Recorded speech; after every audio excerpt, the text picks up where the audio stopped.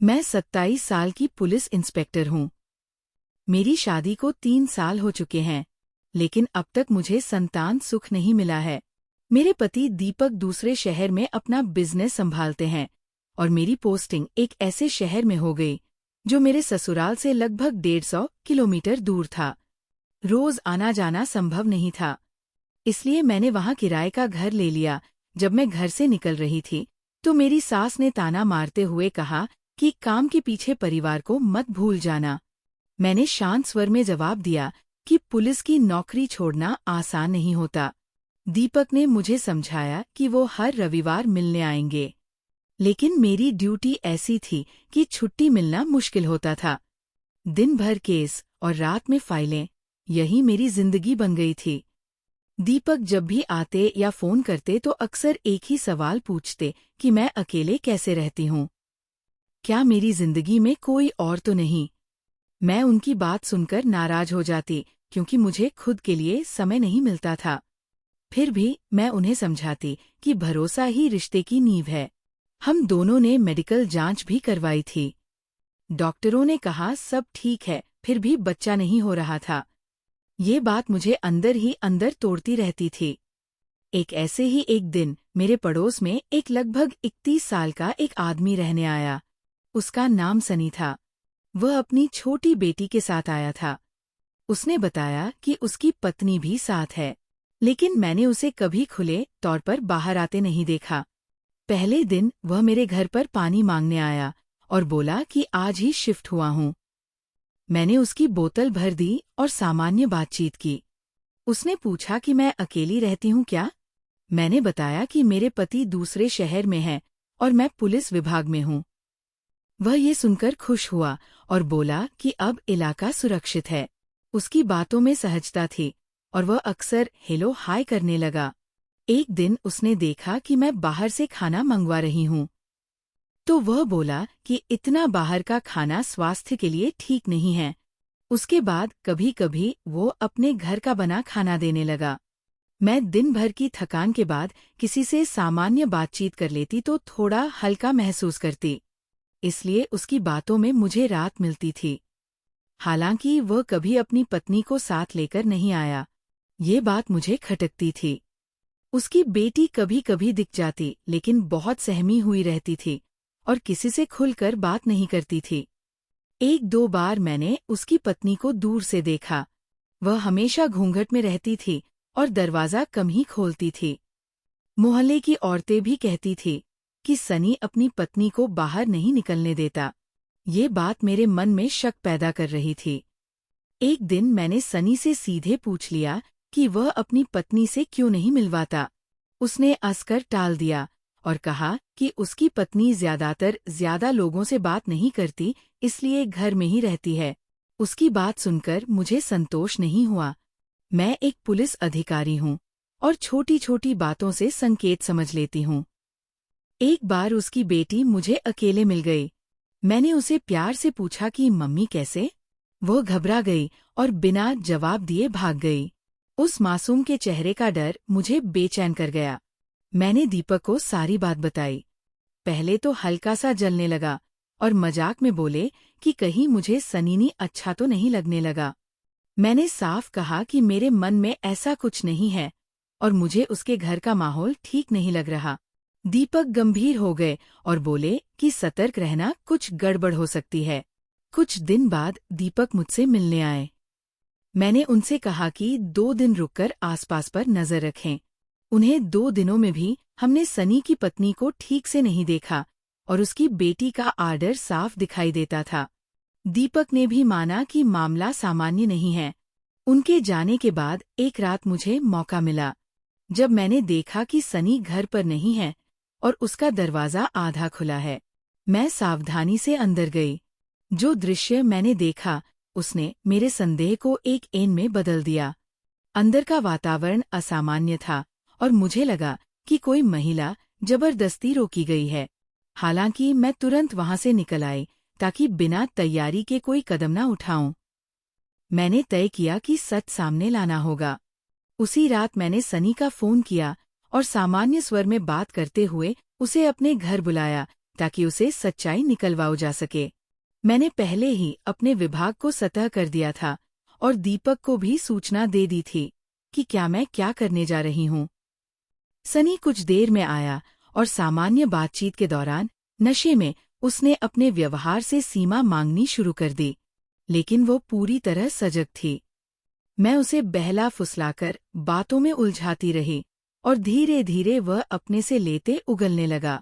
उसके शब्दों से साफ हो गया कि वह अपनी पत्नी के साथ कुर्व व्यवहार करता था और घर में एक महिला को उसकी इच्छा के विरुद्ध रोक कर रखा हुआ था।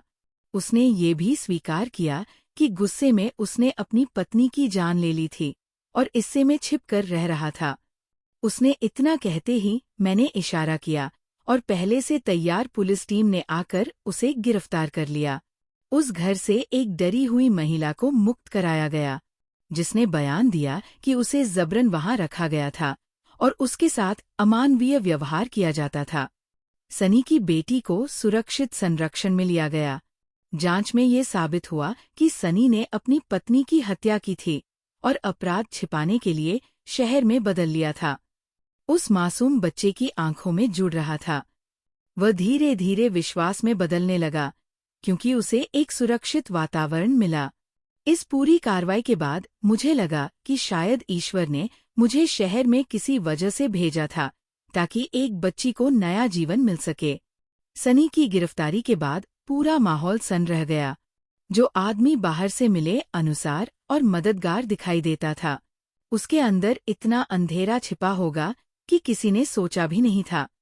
पुलिस स्टेशन में पूछताछ के दौरान उसने धीरे धीरे अपने अपराध कबूल किए। उसके बयान रिकॉर्ड किए गए और मैंने खुद पूरी प्रक्रिया की निगरानी की, क्योंकि ये मामला सिर्फ एक अपराध का नहीं था, बल्कि एक मासूम बच्ची और एक मजबूर महिला की जिंदगी से जुड़ा था। जिस महिला को हमने उसके घर से मुक्त कराया था, वह मानसिक और शारीरिक रूप से बेहद टूटी हुई थी।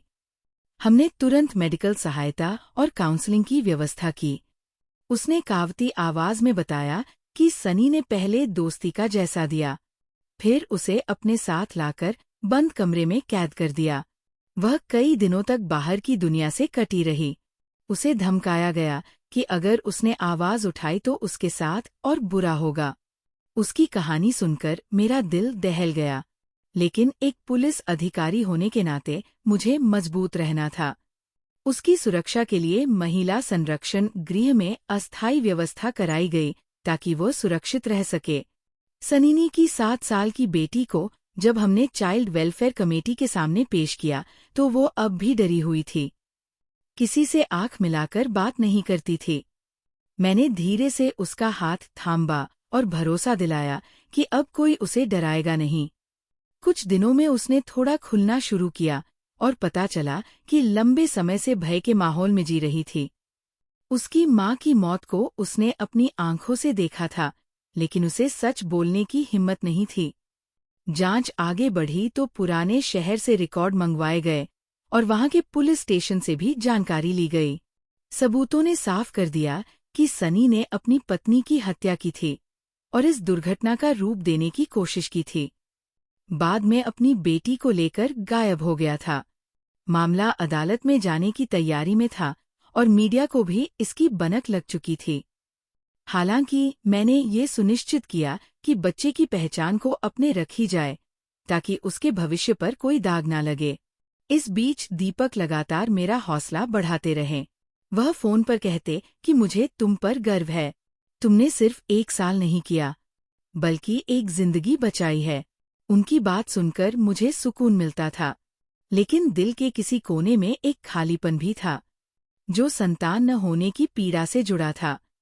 मैं अक्सर सोचती थी, क्या ईश्वर कभी मेरी गोद भी भरेगा या नहीं?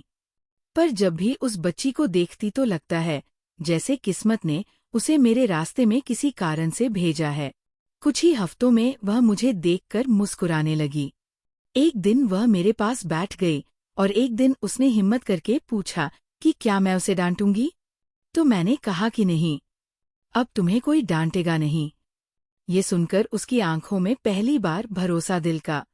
अदालत में पेशी के दौरान सनी ने अपने अपराध से मुकरने की कोशिश की, लेकिन सबूत इतने मजबूत थे कि उसकी दलीलें टिक नहीं पाई। उस महिला के बयान और फॉरेंसिक रिपोर्ट ने सच उजागर कर दिया। आखिरकार अदालत ने उसे कठोर सजा सुनाई और यह फैसला सुनाते ही मुझे लगा कि न्याय हुआ है। लेकिन असली सवाल था जब बच्ची का भविष्य चाइल्ड वेलफेयर कमेटी ने सुझाव दिया, यदि कोई जिम्मेदार दंपति आगे जाए तो उसे स्थायी परिवार मिल सकता है। उस रात मैंने दीपक से लंबी बात की। मैंने कहा कि क्या हम उसे अपना सकते हैं? कुछ पल की छुपी के बाद दीपक ने कहा, अगर तुम्हारा दिल कहता है तो मैं तैयार हूँ। अगले दिन हमने औपचारिक प्रक्रिया शुरू की। कागजी कार्रवाई आसान नहीं थी, लेकिन हमारे इरादे मजबूत थे। धीरे धीरे बच्ची हमारी घर आने लगी और मेरे साथ समय बिताने लगी। वे खुलकर बातें करने लगी थी और स्कूल जाने की इच्छा जताती थी। मैंने उसके लिए अच्छे से स्कूल में दाखिला की तैयारी शुरू कर दी। मोहल्ले के लोग भी अब हमें अलग नज़र से देखते थे। उन्हें एहसास हो गया था कि सत्र का और साहस से कितना बड़ा अपराध पकड़ा जा सकता है। मेरी सास को जब ये बात पता चली तो पहले तो वह चौंकी, लेकिन जब उन्होंने बच्ची को देखा तो उनका दिल पिघल गया। उन्होंने कहा कि शायद भगवान ने इसे ही तुम्हारी गोद के लिए चुना है। दीपक ने भी अपना काम इस तरह व्यवस्थित किया कि वह ज्यादा समय हमारे साथ बिता सके। हमने शहर के बीचों बीच नया घर ले लिया ताकि तीनों साथ रह सके और बच्ची को सुरक्षित वातावरण मिल सके। धीरे धीरे घर में रौनक लौट आई। पहले सन्नाटा था, वहां बसे की आवाजें गूंजने लगी।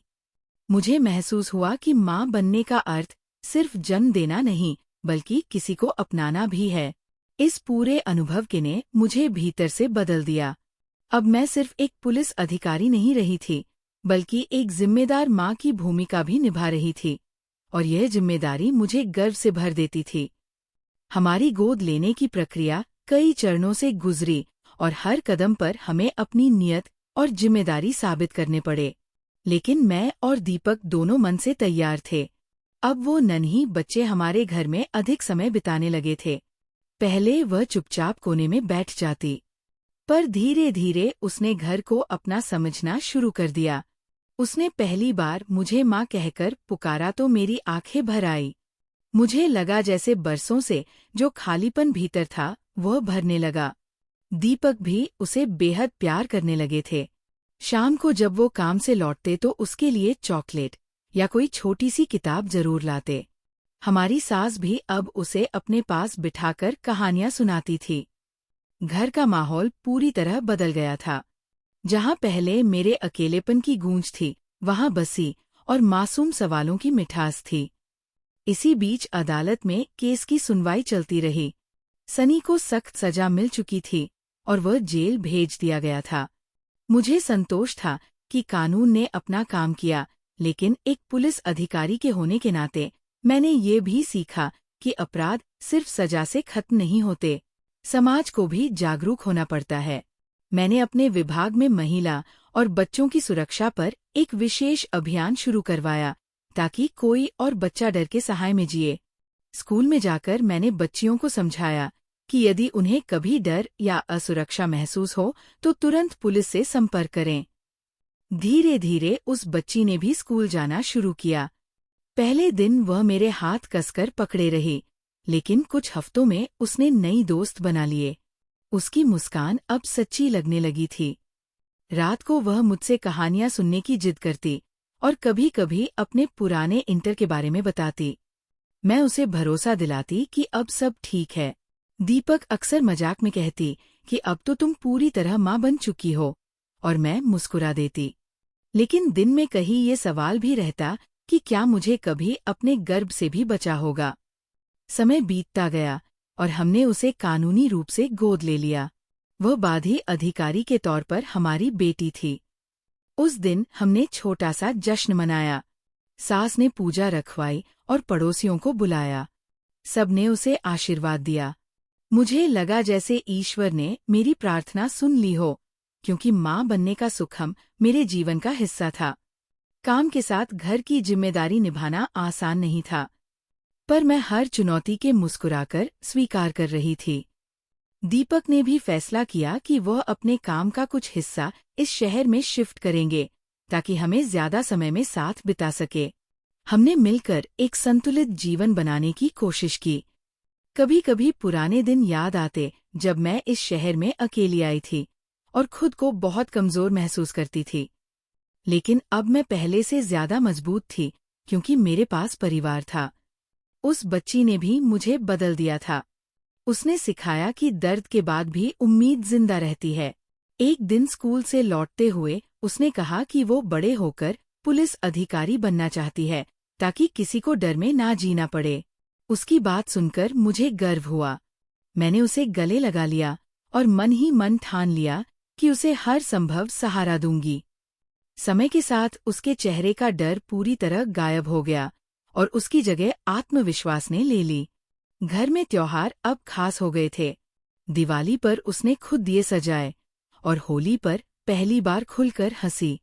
उस पर मुझे लगा कि हमारा निर्णय सही था। लेकिन जीवन ने हमारे लिए एक और सरप्राइज तैयार कर रखा था जिसे हम सब तब तक नहीं जानते थे। समय यूं ही आगे बढ़ता रहा और हमारा घर खुशियों से भरता गया। हमारी बेटियां पूरी तरह हमारे जीवन का हिस्सा बन चुकी थी। उनकी हंसी से घर गूंज उठता था और उसके सवालों से हर शाम जीवित हो जाती थी।